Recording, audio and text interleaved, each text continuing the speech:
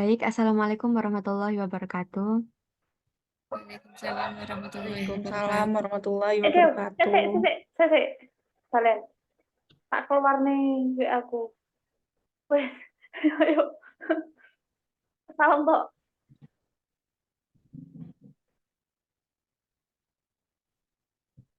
Sudah berapa kali Assalamualaikum ini BTW? 3.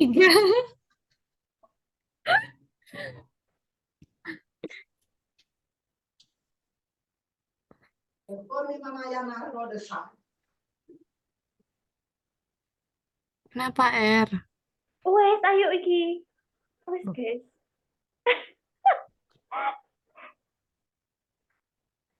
Assalamualaikum warahmatullahi wabarakatuh. Waalaikumsalam warahmatullahi wabarakatuh. Di sini kami dari kelompok 5 akan mempresentasikan mengenai laboratorium. Bisa nggak sih? Sabar, tenang. Ya, mulai lagi. Assalamualaikum warahmatullahi wabarakatuh. Waalaikumsalam. Waalaikumsalam warahmatullahi wabarakatuh. Kami dari kelompok 5 akan mempresentasikan mengenai laboratorium fisika yang merupakan tugas mata kuliah manajemen laboratorium dengan dosen pengampu yang terhormat DRS Alex Harijanto, MSI, MJE. Sebelumnya, perkenalan terlebih dahulu. Perkenalkan, saya Dewi Kumalasari dengan NIM akhir 2058. Saya Rizka Listiana Delia dengan NIM akhir 2055. Saya F1 Tirwansari dengan NIM akhir 2056. Saya Linda Nadia Lufianti dengan NIM akhir 2057. Baik, memasuki bab yang pertama, yaitu fasilitas laboratorium, akan dijelaskan oleh saya sendiri. Sebelum membahas mengenai fasilitas laboratorium, kita akan membahas mengenai pengertian laboratorium. Laboratorium adalah tempat yang digunakan untuk menyiapkan sesuatu atau melakukan kegiatan ilmiah. Tempat yang dimaksud dapat berupa ruang tertutup maupun terbuka. Keberadaan laboratorium bergantung pada tujuan penggunaan, fungsi, dan manfaat laboratorium. Jadi, ternyata laboratorium itu tidak hanya ada di ruangan tertutup saja. Ada juga yang di ruangan terbuka seperti di kebun dan lain sebagainya. Keberadaan laboratorium tersebut juga bergantung pada tujuan penggunaan, fungsi, dan manfaat laboratorium. Jadi kalau laboratorium yang tempatnya di sekolah berarti tujuannya adalah untuk menunjang kegiatan pembelajaran yang ada di sekolah. Kalau laboratorium itu berada di industri, maka tujuan dan manfaatnya adalah untuk meneliti bahan-bahan yang akan digunakan di bidang industri, seperti itu. Selanjutnya adalah peranan dan manfaat laboratorium fisika di sekolah. Laboratorium adalah suatu tempat untuk memberikan kepastian atau menguatkan informasi, memerlukan hubungan sebab akibat, menunjukkan gejala, memverifikasi konsep, teori, hukum, dan rumus, mengembangkan keterampilan proses, membantu siswa belajar menggunakan metode ilmiah dalam memecahkan masalah, dan untuk melaksanakan penelitian. Nah, ini menurut Pela tahun 1969. Dari pernyataan tersebut dapat kita ketahui bahwa peranan dan manfaat laboratorium fisika di sekolah adalah untuk menunjang kegiatan belajar dan mengajar yang ada di sekolah agar siswa lebih memahami mengenai konsep dan materi fisika yang akan dipelajari. Next. Tujuan laboratorium fisika di sekolah yang pertama menumbuhkan dan meningkatkan rasa ingin tahu para siswa terhadap suatu gejala atau fenomena fisik. Yang kedua, menumbuhkan dan meningkatkan rasa ingin menemukan sendiri mengenai keteraturan dari suatu gejala dan fenomena fisik. Yang ketiga, mengembangkan keterampilan siswa dalam mengamati dan mengambil data. Yang keempat, mendidik dan melatih siswa untuk bekerja dengan sabar dan teliti. Jadi ketika melakukan praktikum kan pastinya tidak langsung benar ya, pasti ada kesalahan praktikum, entah nanti hasilnya tidak sesuai dengan yang diinginkan dan sebagainya. Yang kelima, melatih siswa menganalisis data dan menyusun laporan. Yang keenam, melatih siswa mengembangkan metode ilmiah dan sikap ilmiah. Sikap ilmiah ini salah satunya adalah seperti rasa ingin tahu, percaya diri, optimis, kreatif, dan pemberani untuk melakukan praktikum-praktikum selanjutnya. Yang ketujuh adalah melatih siswa agar terbiasa meneliti. Next. Nah, desain laboratorium. Nah, desain yang namanya desain ya pasti mengenai ruangan apa saja sih yang ada di laboratorium. Yang pertama ada ruang laboratorium. Ruang laboratorium ini adalah tempat berlangsungnya proses pembelajaran fisika di laboratorium. Biasanya awalnya itu guru mendemonstrasikan praktikum yang akan dilaksanakan yang kemudian akan diikuti oleh siswanya. Nah, luas ruang praktikum ini biasanya dibuat lebih luas daripada ruang kelas biasanya, karena untuk menghindari kecelakaan kerja ya, kalau di laboratorium kan masih banyak alat-alat laboratorium yang tidak biasa. Nanti kalau terlalu sempit akan bisa nanti juga kan kesenggol sama temennya, nanti bahannya alatnya pecah dan sebagainya. Nah, biasanya luas ruang praktikum ini luasnya itu antara 1,5 atau 2 kali luas ruang kelas biasanya. Nah, di dalam ruang laboratorium ini memiliki fasilitas-fasilitas diantaranya adalah instalasi listrik untuk penerangan, instalasi air, itu seperti bak cuci gitu ya. Terus selanjutnya adalah fasilitas mebeler berupa meja dan kursi praktika untuk siswa, kursi dan meja demonstrasi untuk guru, loker penitipan tas dan buku, dan lemari penyimpanan alat-alat laboratorium, serta papan tulis untuk dan mungkin layar untuk OHP dan LCD. Fasilitas keselamatan kerja yang ada di laboratorium diantaranya adalah ventilasi udara yang cukup, pintu masuk dan pintu keluar yang berbeda, pintu yang berhubungan langsung dengan ruang persiapan dan ruang guru, serta dapat teramati dari kedua ruangan itu. Selanjutnya adalah kotak P3K dan fasilitas pemadam kebakaran. Next. Selanjutnya adalah ruang guru. Ruang guru di laboratorium adalah tempat kerja bagi penanggung jawab laboratorium dan guru yang melaksanakan proses pembelajaran di laboratorium. Biasanya ruang guru ini pintunya itu satu pintu masuk dan pintu keluarnya tuh sama-sama ke laboratorium seperti itu. Ruang guru dan ruang praktikum sebaiknya disekat dengan dinding berkaca bening sehingga dari dalam ruang ini guru dapat mengawasi kegiatan yang terjadi di dalam ruang praktikum. Ruang guru memiliki instalasi listrik dan ventilasi udara yang baik, memiliki fasilitas mebeler seperti kursi dan meja tulis, lemari atau rak buku, lemari untuk keperluan administrasi, loker atau rak untuk menyimpan pekerjaan tulis siswa yang akan diperiksa oleh guru. Next.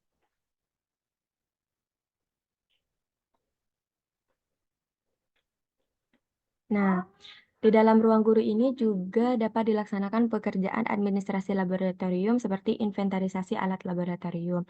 Inventarisasi alat-alat laboratorium itu seperti jumlah alat apa aja yang ada di laboratorium itu, terus jumlah barang yang rusak ada berapa, tiap tahun mau beli alat dan bahan yang seberapa, seperti itu.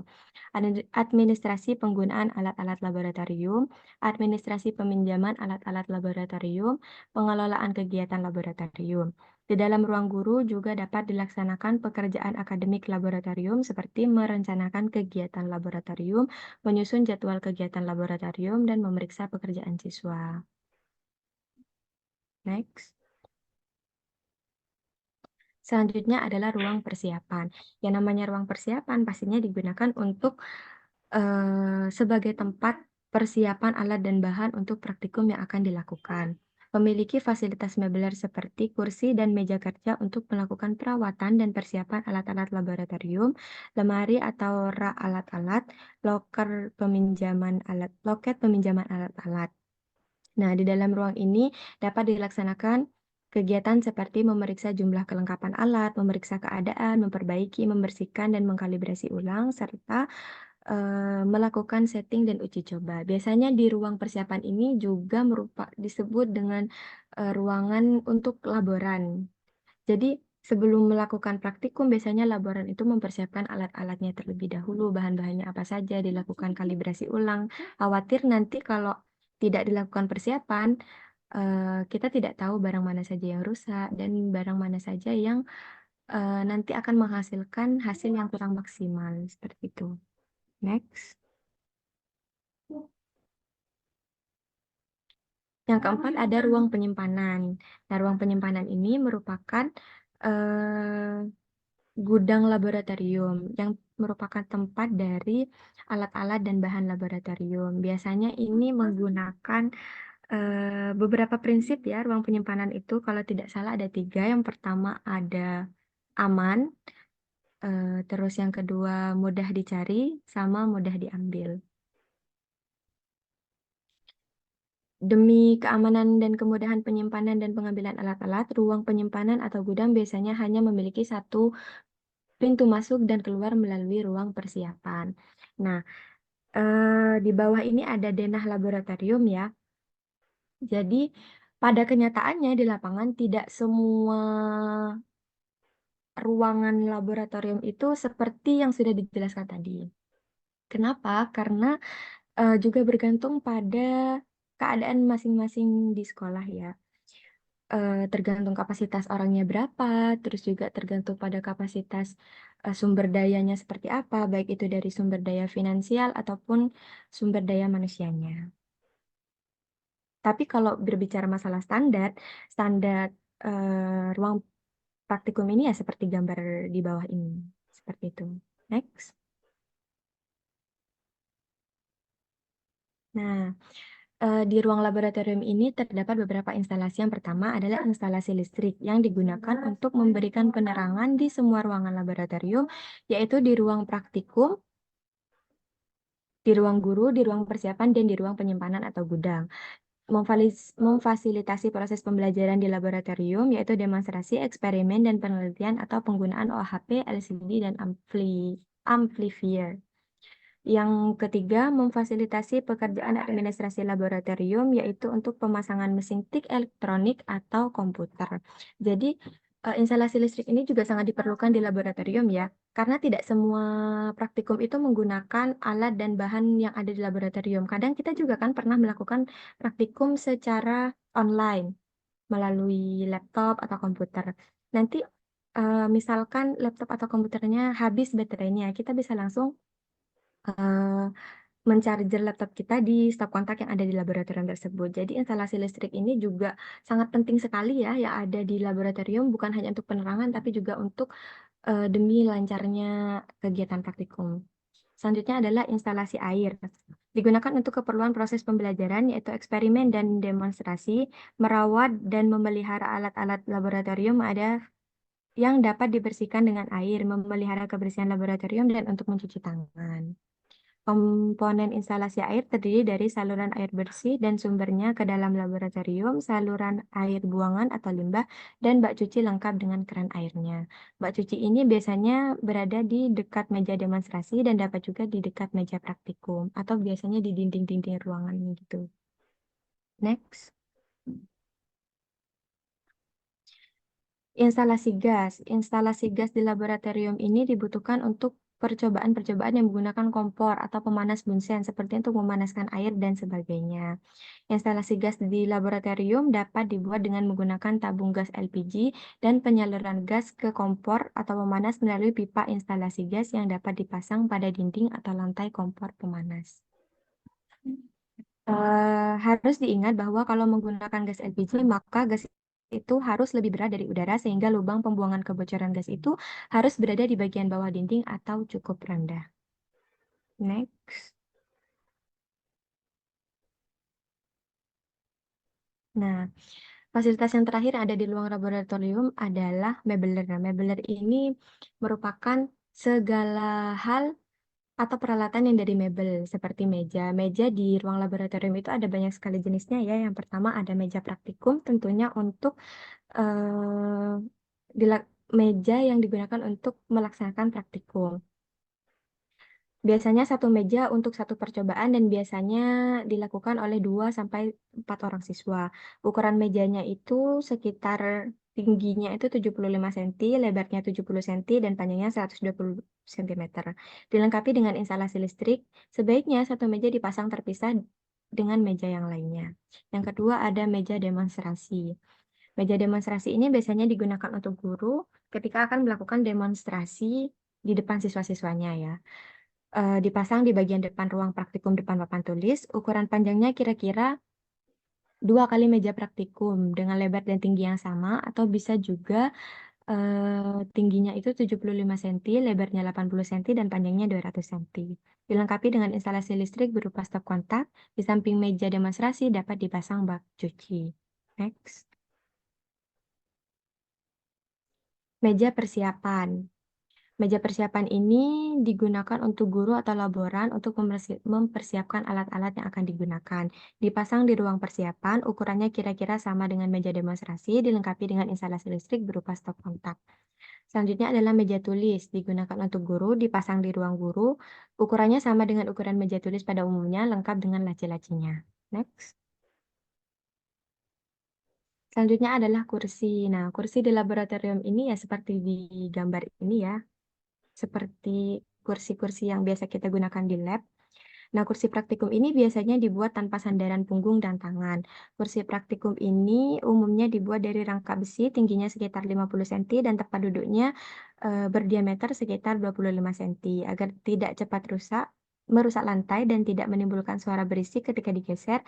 Bagian bawah kaki kursi sebaiknya dilapisi plastik, kayu, atau karet. Next. Nah, lemari di laboratorium ini juga ada banyak sekali jenisnya ya. Yang pertama ada lemari alat. Iya, fungsinya pasti untuk menyimpan alat ya. Agar tidak menyita tempat yang lebar, pintu lemari alat biasanya berupa pintu geser. Jadi lebih menghemat ruangan seperti itu. Next. Lemari administrasi. Lemari administrasi ini adalah lemari yang digunakan untuk menyimpan segala format administrasi laboratorium. Bisa mengenai dokumen-dokumen seperti inventarisasi laboratorium, terus daftar peminjaman alat dan bahan, daftar pengadaan alat dan bahan, dan sebagainya. Lemari ini dibuat dari kayu atau plat logam dengan ukuran yang dapat disesuaikan dengan kebutuhan dan ketersediaan tempat. Jumlah lemari administrasi jangan terlalu banyak dibandingkan dengan jumlah lemari alat. Lemari ini disimpan di ruang guru dan diberi kunci agar lebih aman. Selanjutnya adalah loker. Loker siswa adalah lemari yang disediakan di laboratorium khusus untuk menyimpan buku dan tas siswa. Loker ini ditempatkan di bagian pinggir depan atau belakang ruang laboratorium. Biasanya dibuat hanya berupa kotak-kotak dari sekat-sekat dan tahap-tahap tanpa pintu. Biasanya terbuat dari bahan kayu dengan ukuran yang ideal untuk siswa. Sebaiknya disediakan satu kotak untuk tiap satu siswa. Next. Yang selanjutnya adalah lemari buku, digunakan untuk menyimpan berbagai buku kepustakaan laboratorium. Lemari ini sebaiknya berdinding kaca dan tidak dikunci agar setiap pengguna laboratorium dapat menggunakan buku yang disimpan di dalamnya. Lemari ini dapat disimpan di ruang guru. Dan yang terakhir adalah rak. Rak ini adalah lemari tanpa dinding yang digunakan untuk menyimpan alat-alat. Alat-alat yang disimpan di sini biasanya adalah alat-alat yang memiliki kotak khusus atau alat-alat yang tidak terlalu memerlukan perlindungan dari cuaca dan debu. Rak dapat disimpan di dalam ruang penyimpanan alat, di ruang persiapan, dan di ruang guru. Baik, untuk materi selanjutnya dipersilahkan. Sebab berikutnya yang akan dijelaskan adalah alat-alat laboratorium. Yang pertama yaitu bahan habis. Bahan habis merupakan material misalnya timah patri, kertas karbon, benang, tali, paku, keling, spiritus, alkohol, minyak tanah, bensin, pelumas, dan sebagainya. Hal-hal yang perlu diperhatikan berkaitan dengan bahan habis yang pertama yaitu pemilihan alat-alat yang harus dimasukkan ke dalam kelompok bahan habis. Yang kedua, pemberian label nama dan atribut yang jelas bagi setiap bahan habis agar tidak tertukar saat penyimpanan dan pemakaiannya. Yang ketiga, mencantumkan catatan, peringatan, dan perhatian cara penggunaan yang tepat dan aman. Yang keempat yaitu penyimpanan yang sesuai dengan karakteristik alat. Yang kelima, memperhatikan batas waktu pemakaian dan kadaluarsa setiap bahan. Yang keenam, pengadaan yang sesuai dengan kebutuhan. Selanjutnya, kemudian contoh-contoh dari bahan habis. Bahan habis terdiri dari dua komponen yaitu bahan material dan berupa alat. Yang pertama yaitu bahan material timah patri yang berfungsi untuk mematri atau merekatkan komponen alat elektronika. Kemudian pipa kertas, stiker, timer yang berfungsi tempat hasil cetakan yang berupa titik-titik yang berasal dari kertas karbon. Kemudian kertas karbon berfungsi tempat cetak ketikan-ketikan pada kertas pita atau stiker tape. Tali berfungsi sebagai pengikat, benang berfungsi sebagai pengikat, dan paku keling difungsikan sebagai sambungan kuat dan rapat pada konstruksi boiler. Kemudian yaitu spiritus berguna bahan pendingin anti beku, pelarut, bahan bakar, dan sebagai bahan adiktif bagi etanol industri. Kemudian contoh dari bahan habis berupa alat, yang pertama yaitu resistor, berfungsi sebagai penghambat arus listrik dan menghasilkan nilai resistansi tertentu. Yang kedua yaitu kapasitor, alat untuk menyimpan muatan listrik. Yang ketiga pegas sebagai penyimpan energi mekanis. Yang kelima neraca pegas sebagai timbangan sederhana yang menggunakan pegas yang digunakan untuk mengukur massa benda dan dalam kilogram.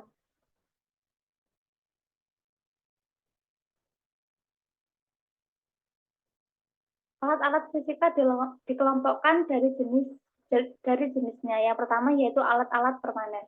Alat-alat permanen ialah alat-alat fisika yang disimpan dan sekaligus dipasang atau siap digunakan di tempat tertentu, tidak harus atau bahkan tidak boleh dipindahkan tempatnya. Pemasangan alat-alat permanen hendaknya memperhatikan hal-hal berikut. Yang pertama, pemilihan tempat yang strategis untuk pengamatan atau percobaan.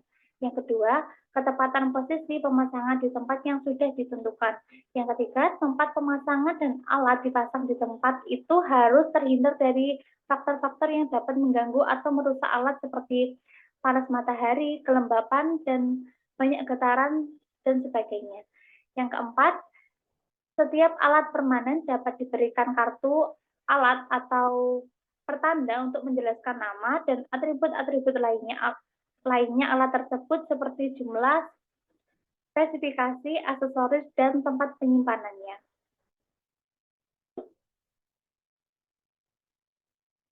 Yang kedua yaitu alat-alat tidak permanen. Sebagian besar alat-alat fisika adalah alat-alat tidak permanen. Alat-alat tidak permanen adalah alat-alat penyimpanan dan pemakaiannya dapat berpindah-pindah tempat, disesuaikan dengan kebutuhan tujuan penyimpanan atau penggunaannya.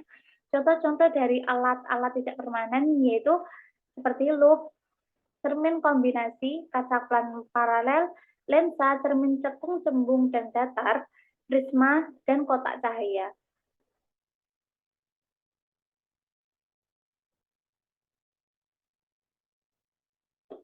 Yang ketiga yaitu alat-alat perbaikan. Alat-alat perbaikan adalah alat-alat yang digunakan untuk memperbaiki atau bahkan membuat alat-alat laboratorium. Alat-alat perbaikan harus meliputi alat-alat yang ada di laboratorium. Alat-alat perbaikan disimpan di tempat yang mudah dicari. Yang ketiga, jumlah, jenis, dan kualitas alat perbaikan dapat disesuaikan dengan kemampuan mengadakannya, namun hendaknya memadai dan memenuhi kebutuhan. Yang keempat, alat-alat perbaikan harus terpelihara dan terawat dengan baik jumlah, jenis, dan kualitasnya. Yang kelima, sebagian merupakan bagian habis, misalnya adalah mata bor, mata gergaji, pisau cutter, dan sebagainya. Yang keenam, alat perbaikan berupa tools, kit, dapat dianggap sebagai contoh minimal dari alat perbaikan yang harus ada di laboratorium.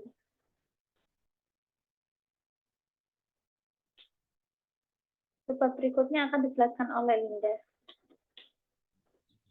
Oke, selanjutnya organisasi laboratorium. Organisasi laboratorium adalah segala sumber daya yang dimiliki sekolah dalam penyelenggaraan laboratorium fisika di sekolah.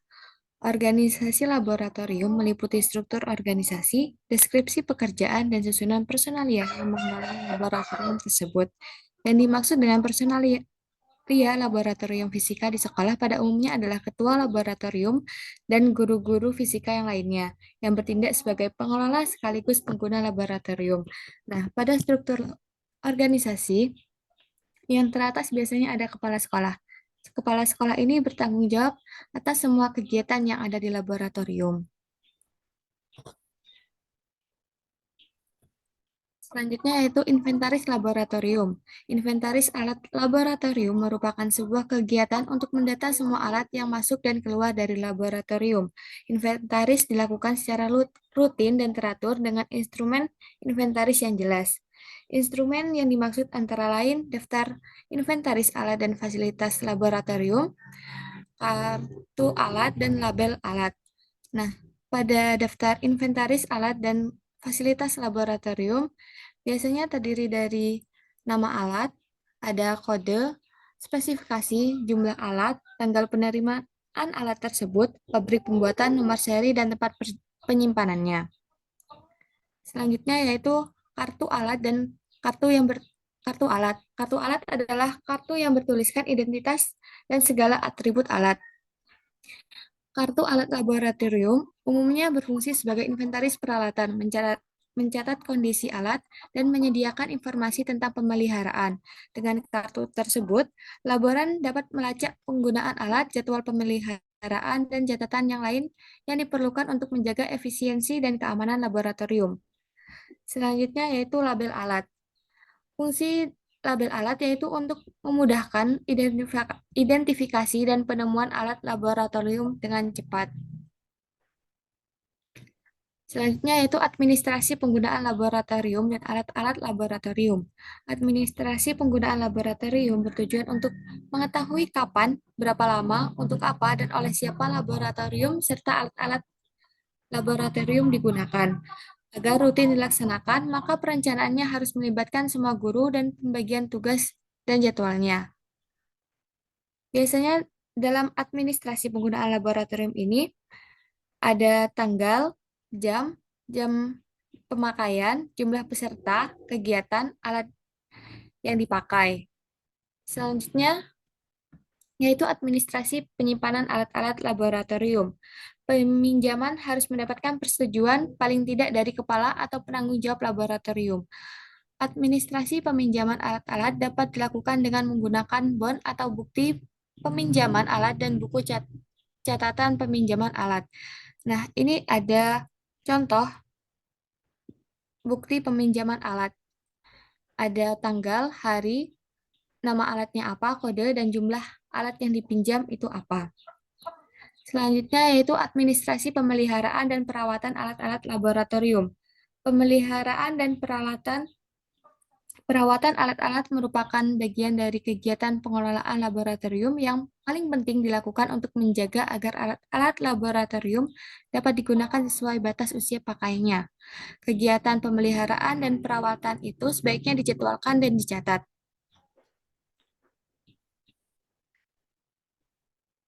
Selanjutnya akan dijelaskan oleh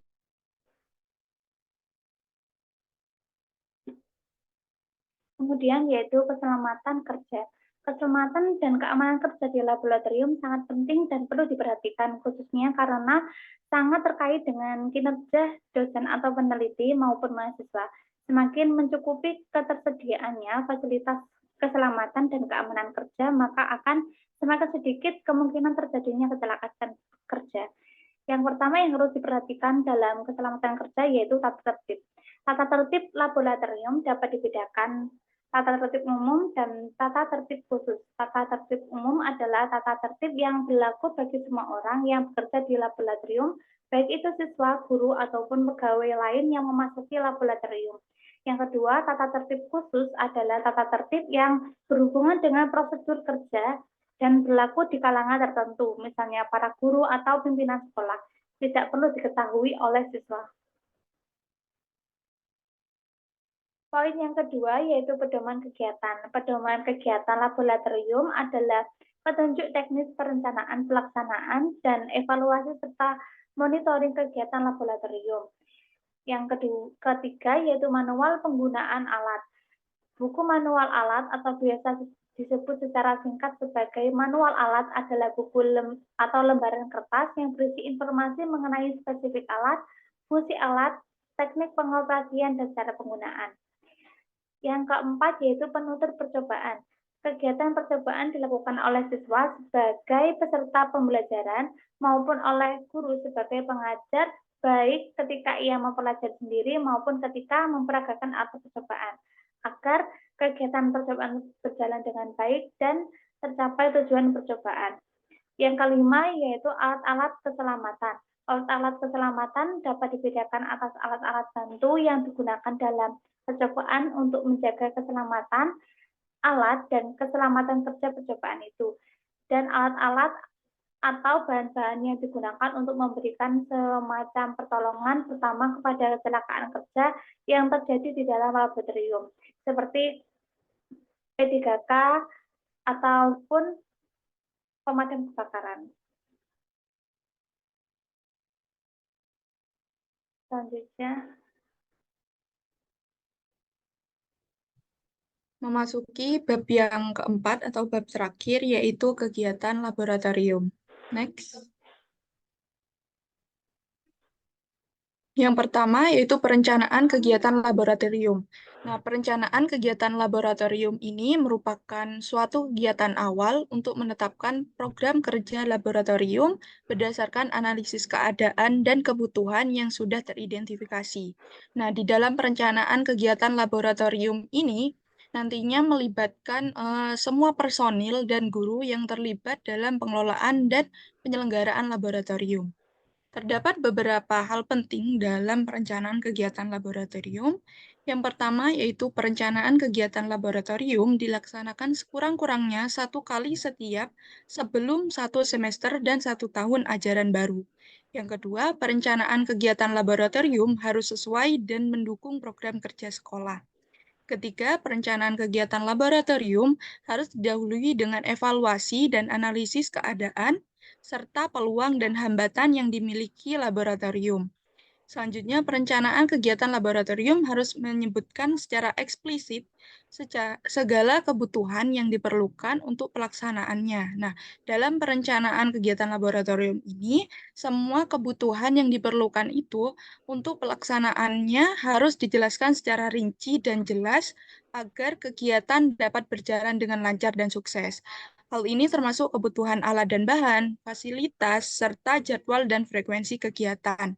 Yang kelima, perencanaan kegiatan laboratorium harus disampaikan kepada pihak sekolah sebagai proposal kegiatan laboratorium untuk semester atau tahun ajaran yang akan datang. Dan yang terakhir, semua pihak yang terlibat hendaknya dapat mentaati dan melaksanakan segala yang sudah direncanakan secara maksimal. Next.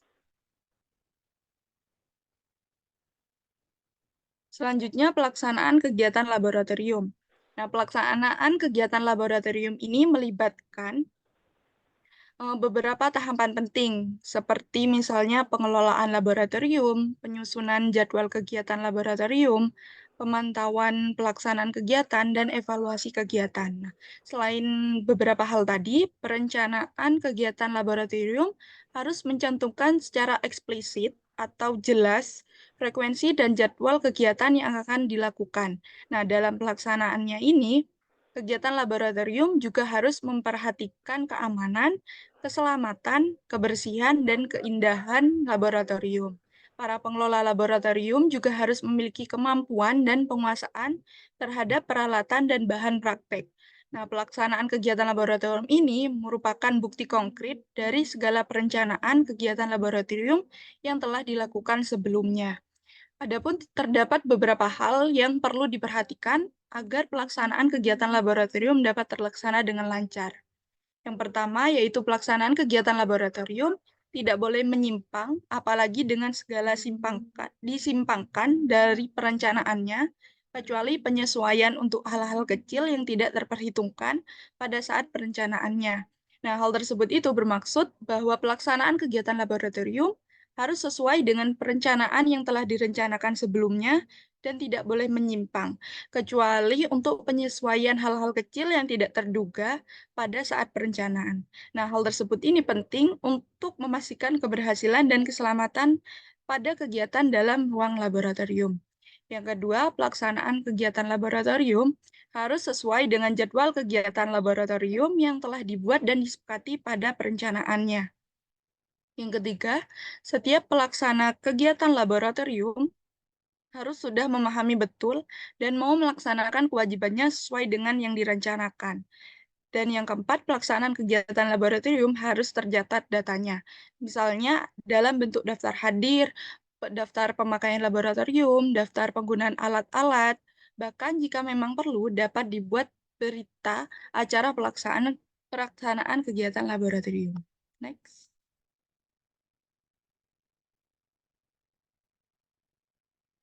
Selanjutnya, evaluasi dan monitoring kegiatan laboratorium. Nah, evaluasi dan monitoring kegiatan laboratorium ini dilakukan untuk mengetahui ketercapaian tujuan kegiatan laboratorium yang telah direncanakan dan sedang dilaksanakan. Ada pula beberapa tujuan diadakannya kegiatan evaluasi dan monitoring kegiatan di laboratorium. Yang pertama yaitu evaluasi dan monitoring segala kegiatan laboratorium diperlukan untuk mengontrol dan mengendalikan serta memotivasi kegiatan laboratorium yang sedang dilaksanakan dalam semester atau tahun ajaran berjalan.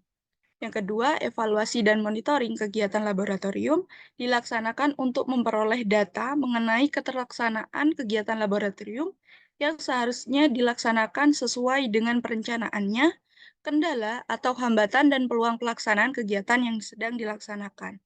Yang ketiga, data yang diperoleh dari evaluasi dan monitoring ini dapat digunakan sebagai bahan masukan untuk memperhitungkan peluang dan kendala dalam merencanakan kegiatan semester atau tahun ajaran yang akan datang. Yang keempat, evaluasi kegiatan laboratorium dapat dilakukan berdasarkan data-data dari pelaksanaan kegiatan laboratorium seperti daftar hadir, daftar pemakaian laboratorium, daftar penggunaan alat-alat, daftar peminjaman, berita, dan sebagainya. Nah, jadi pada intinya, evaluasi ini nantinya dilakukan untuk menilai sejauh mana kegiatan laboratorium ini untuk mencapai tujuan yang telah ditetapkan. Sedangkan monitoring dilakukan untuk mengawasi dan memantau jalannya kegiatan laboratorium secara terus-menerus selama pelaksanaan. Nah, evaluasi ini melibatkan penilaian terhadap kualitas, keamanan, dan efisiensi pelaksanaan kegiatan. Evaluasi ini juga dapat mencakup pemeriksaan peralatan, prosedur kerja, pemenuhan standar keamanan laboratorium, dan pencapaian hasil yang diinginkan. Nah, untuk monitoring mencakup pengamatan langsung, penggunaan perangkat pemantauan, dan pengecekan berkala terhadap parameter kritis seperti keamanan, kualitas hasil, dan kepatuhan terhadap prosedur. Next.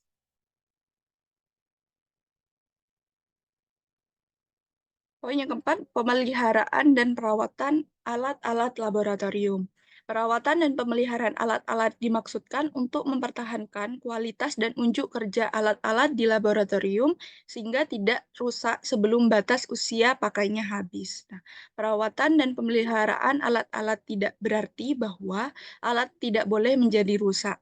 Berikut beberapa kegiatan pemeliharaan dan perawatan alat-alat laboratorium yang dapat dilakukan. Yang pertama, memeriksa kelengkapan aksesoris dan bagian-bagian dari alat yang mungkin tercecer, hilang, atau rusak. Yang kedua, mengganti bagian pelengkap atau aksesoris yang hilang dengan pengganti yang spesifikasinya sama atau sekurang-kurangnya dapat dianggap sama. Yang ketiga, memperbaiki bagian pelengkap atau aksesoris yang rusak jika kerusakannya masih dapat diperbaiki sendiri.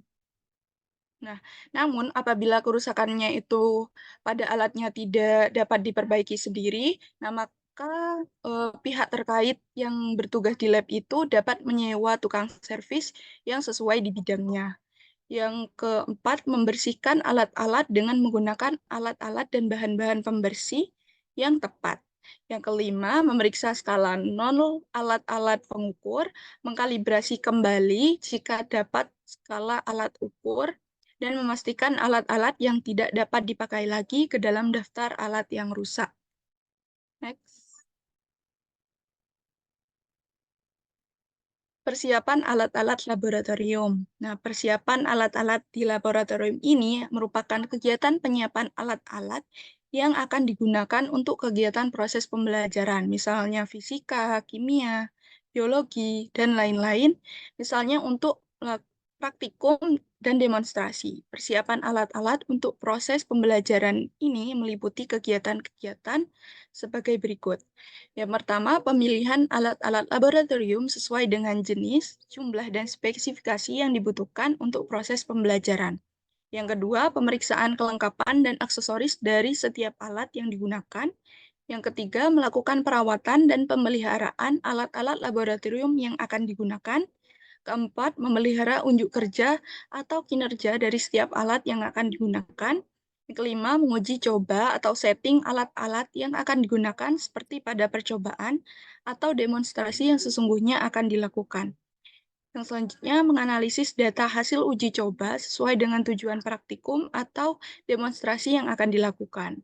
Menyimpan alat-alat yang sudah disetting dan sudah diuji coba di tempat yang memudahkan penggunaannya, dan yang terakhir, menggunakan alat-alat pada jadwal yang sudah ditentukan. Nah, persiapan alat-alat laboratorium ini juga melibatkan kegiatan seperti menyiapkan alat-alat yang akan digunakan dalam kegiatan laboratorium. Hal ini itu mencakup pemilihan alat-alat yang sesuai dengan jenis, jumlah, dan spesifikasi yang dibutuhkan, serta penyusunan alat peraga dan tata letak alat lab. Selain itu, persiapan juga meliputi pengisian format permintaan atau peminjaman alat-alat dan bahan, serta penataan ruang laboratorium. Nah, dengan persiapan yang baik, nantinya diharapkan ketika kegiatan laboratorium dapat berjalan lancar dan menghasilkan data yang valid. Next.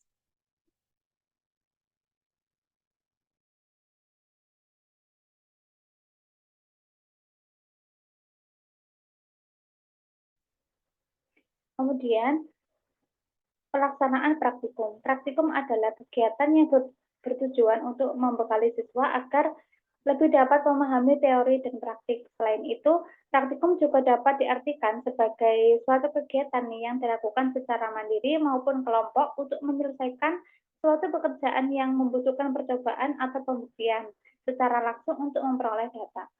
Menurut Zainuddin tahun 1996, dalam Susanti 2013 melalui kegiatan praktikum, banyak hal yang dapat diperoleh oleh siswa. Di antaranya, yang pertama, kegiatan praktikum dapat melatih keterampilan. Yang kedua, memberi kesempatan kepada siswa untuk menerapkan dan mengintegrasikan pengetahuan dan keterampilan yang dimilikinya secara nyata dalam praktik. Yang ketiga, membuktikan sesuatu secara ilmiah atau melakukan scientific inquiry. Yang keempat, yaitu menghargai ilmu dan keterampilan inquiry.